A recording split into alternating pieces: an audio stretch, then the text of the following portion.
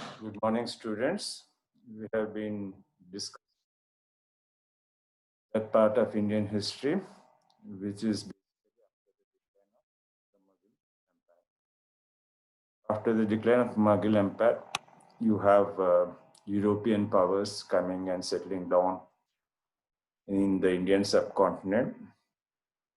And in the second phase, there was a kind of a political vacuum. There was no centralized power to defend the entire Indian subcontinent. You have the emergence of regional independent kingdoms, and you have many feudal territories. In fact, technically speaking, on the eve of India's independence, there were about 556 uh, uh, divisions, physical, geographical divisions, which can be addressed as, apart from addressing them or calling them as major princely states, they were literally functioning as princely states. And one of the most important job that was taken by the Indian government was inclusion of these princely states into the Indian Union. So that is at the second phase. But initially, after the decline of the Mughal Empire, many princely states emerged. For your syllabus, we will have to discuss about 4 important princely states which are included in your syllabus. So today I will just give you a kind of an introduction to the circumstances under which the princely states have emerged and how we understand a princely state. And we will take up one princely state, that is Awadh, and examine it. And the other 3 princely states which are included in your syllabus will be taken up in the next class. So when we are trying to understand the idea of princely states, it is just the basic idea is that we will have to understand how and what are the historical circumstances under which these states have emerged. Whether they enjoyed regional independence or whether they were a byproduct of historical times, or was it a kind of a regional political ambition of the different feudal lords who were there in the country at that particular time?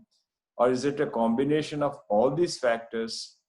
Or was it a descendant problem where the Mughals, when the Mughal Empire had disintegrated, we have several regional independent kingdoms breaking up and coming up, and as a process of which the feudalism in the Indian context disintegrates.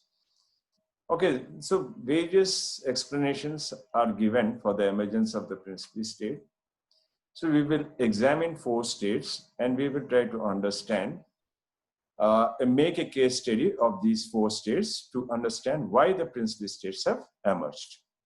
Okay, so today's topic is the rise of princely states.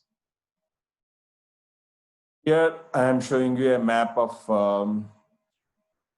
some of the important princely states in the year 1857. You can see Nizam of Hyderabad, you can see Mysore, you can see Cochin, you can see Bijapur, you can see Holkar, you can see the Nagpur Bhonsles, Bundelkhand, you can see Kashmir. Okay, you can see Patiala. You can also see Rawalpindi. So all these states have emerged, independent states. Sometimes they had an understanding with the French, sometimes they had an understanding with the British, but basically they were functioning as regional independent princely states. You can see in the map, the rose part is the British India, and the yellow part are some of the Hindu states that have emerged, and the green color indicates the Muslim states. Okay, and you can also see that the line which you can see is the main road which is connecting the different urban centers in North India, starting from Peshawar down to Calcutta, and one is coming down to Bombay. So you can see the two main routes also in the year 1857, where this map is very interesting. You can see the roads, you can see the different independent princely states, etc. So this was how it almost looked, India looked in the year 1857. And this is also another photo of, another map of, you can see there is a kind of a slight change here. The rose color is indicating princely states, and the yellow part is indicating the British India. So after the decline of the Mughal Empire, you have regional independent kingdoms coming up, and a major part of Indian subcontinent going into the British control. So the history from 1857 onwards, see, in 1707, the Mughal Empire disintegrates, and from 1707 to 1857, it was a period of political uncertainty. The political uncertainty continues, and taking advantage of this political uncertainty, the British were able to occupy major parts of the Indian subcontinent. In the beginning, they came as traders, then they made investments, and then they became a colonial power. This we will discuss in detail when we are discussing about colonialism and imperialism. But here it is necessary to make a mention that they first came during the time of Genghis, or a little earlier than that. They came with the intention of trade, then they made investments, and then they became a colonial power. So you can see the kind of control or the political authority that they had established, where the yellow shade indicates the British supremacy, and the rose shade indicates the princely states from Jammu and Kashmir down to the Madras states. Okay, so from Baluchistan states to down to Manipur, from north to east, and from east to west, and north to south. So you can very clearly see this map indicates the kind of princely states that were there in India in that particular point. Okay, now making an attempt to define what a princely state is and how the princely states have come about in the Indian subcontinent. We can say that a princely state is a native state. Native state. It's a feudatory state or an Indian state. So that part of land which is not directly under the control of the British or the French or the Portuguese or any other European power, and which is a part of the feudal structure of the Indian subcontinent, turned into a princely state when these regions had a strong ruler. So that is the reason we call it as a native state or a feudatory state or an Indian state. Okay. They can also be a vassal state under a local or indigenous or regional ruler in subsidiary alliance with the British Raj. As a part of British administration, the Britishers had introduced two policies. One was subsidiary alliance, and the other one was doctrine of lapse. So as a part of these two alliances, they were trying to take away major part of the Indian land. So you have many vassal states coming up, many feudatory states coming up, and at times native states had proclaimed regional independence and had some kind of an understanding with the British Raj. So this was how you have in certain historical circumstances the emergence of princely states in the Indian subcontinent. So we will be discussing about 4 or 5, which will become a case study for you, which are included in your syllabus. So now, though the history of the princely states of the subcontinent dates from at least the classical period of Indian history, the predominant usage of the term princely state specifically refers to a semi-sovereign principality on the Indian subcontinent during the British Raj and was not directly governed by the British, but rather by a local ruler. So this point is very self-explanatory. When we are trying to understand the history of the princely state, this was a very important period in the history of modern India. And the term princely state is used for a sovereign, a ruler, who has taken a principal region into consideration in the Indian subcontinent during the British Raj. It was not directly governed by the British Raj, but he was rather a local ruler. Okay, so there was a kind of an indirect administration of the British in this particular region. So that is how, under certain historical circumstances, the princely states have emerged. Okay, so the imprecise doctrine of paramountcy, here paramountcy refers to political hegemony, political authority, political control. Okay, allowed the government of British India to interfere in the internal affairs of the princely states individually or collectively and issue edicts that applied to all of the Indian princely states when it deemed necessary. Okay, so this point which I have mentioned here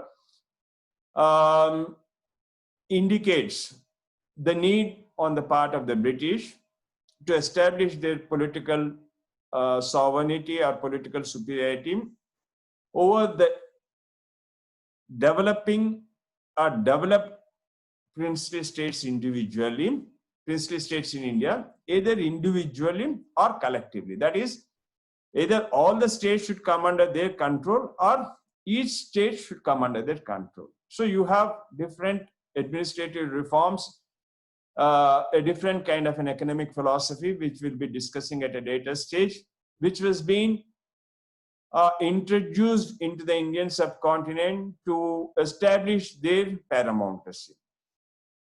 Okay, so it became a kind of a historical necessity on the part of the British and historical circumstances in the Indian subcontinent. Okay, so as I was just telling you, at the time of the British withdrawal, there were 565 princely states were officially recognized in the Indian subcontinent, apart from thousands of zamandari estates and jagirs in 1947. Princely states covered about 40% of the area of pre-independence India and constituted 23% of its population. So here we also have some statistics. So at the time of independence, we had 565 princely states. We had the zamindari estates, we had the jagirdars, and all this was integrated into the Indian Union. And if you take in terms of the land that was covered, it was 40%. And if you take in terms of the population, it was 23%. So very important statistics on the eve of, with regard to the princely states on the eve of India's independence. Okay, so here I'm referring some of the most important princely states, which we can say they were the British political residencies. Okay, where these states had come into an understanding with the British paramountcy of power and had some kind of an understanding. Okay, so one of them here I have mentioned few, but some of them are not in your syllabus. Other states are in your syllabus. So we will limit ourselves to the study of the states which are there in your syllabus. Okay, so some of the important syllabus, states are, you have the Nizams, you have the Mysore. Nizams is from Hyderabad. You have the Mysore state, you have the Travancore state in the south. And in the north, you have Jammu and Kashmir, you have Sikkim in the Himalayas, and Indore in central India, and Awadh also. Okay, so the most prominent among this, roughly a quarter of the total, had the status of a salute state, one whose ruler was entitled to set number of gun salutes on ceremonial occasion. So this was a kind of a ritual that was introduced into the princely states, where you had to give a 21-gun salute when there was a kind of a ceremonial occasion, indicating a kind of a paramountcy of the British. So the princely states varied greatly in status, they varied in size, they varied in wealth, and the premier 21-gun salute states of Hyderabad and Jammu and Kashmir were each of 20,000 square kilometers. Okay, this is all some kind of statistics which I felt I should give you when we are trying to discuss for and about the princely states, the emergence of princely states in the Indian subcontinent. So in the year 1941, Hyderabad had a population of over 16 million, while Jammu and Kashmir had a population of slightly over 4 million. Okay, so these two slides, this one and this one, these two slides are giving you statistical information. Okay, in the first slide, we have just seen the circumstances, the historical circumstances under which the princely states have emerged. In this slide, I have just given you some kind of a statistical information connected to the princely states. And then now this is a map of a princely state of Awadh. You can see very clearly, a very important, you can see Delhi, you can see Agra, you can see Awadh, you can see Hyderabad, you can see several other states, okay, which are connected to this particular period in which we are discussing about the emergence of princely states in the Indian subcontinent. Okay, so this is a kind of a flag and a seal that we can see, that we find connected to the Awadh Empire. Okay, so here we can see the empire, and here that is a kind of a flag and a seal that was used during this particular period. Okay, so this is Faizabad Fort in 1787, a kind of a painting which was made connected to Faizabad painting, which is connected to the Awadh Empire. So in the next, here I'm just trying to give you the details of the Awadh Empire, the details of the Awadh Empire. So the earliest reference of Faizabad, or now Faizabad, is said to be in Ramayana, in which city is referred to as Saket, the mythical private estate of King Dasharath, father of Lord Ram. But other sources indicate that Saket, which means heaven in Sanskrit, is the ancient name of Faizabad, but renamed after the death of the renowned politician of Nawab of Awadh, Faiz Baksh. So this is how Awadh or Faizabad has got its name.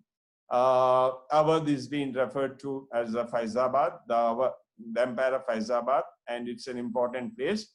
So however, more accurately, the reference is found in medieval and modern history when Nawab Sadat Ali Khan, or Burhan ul Mulk, was given the charge of the Subah of Awadh around 1722 by the Mughal court. So this is the historical circumstances in which the Awadh has emerged as an empire. So now Nawab Sadat Khan made the first settlements along the banks of Gagra with a cantonment consisting of forts and mud barracks. Okay, so this is how, under some kind of historical circumstances, you have the emergence of Awadh. Okay, due to this temporary dwellings, a small military settlement was made by the Nawab, and this was firstly known as Bangla, which implied or meant a hutment. So from here, Awadh was established around 1722 with Faizabad as its capital and Sadat Ali Khan as the first Nawab and progenitor. Progenitor means starter of the Nawabs of Awadh. So you have the Awadh family coming down and the Nawabs of Awadh coming down. He made his own place near Ayodhya and founded a new city, Faizabad, which became the capital of the new government. Due to his management and policies of state's income rose from 7 million to 20 million rupees. So this is how you have the history of Awadh being, some kind of historical information. So when we are trying to understand the emergence of princely states, we will have to first understand the antecedents of these states and the historical circumstances on which these states have emerged, and the relations between British policy makers and these princely states, and how the doctrine of lapse was used, how the subsidiary alliance was used to establish a kind of a control over these princely states.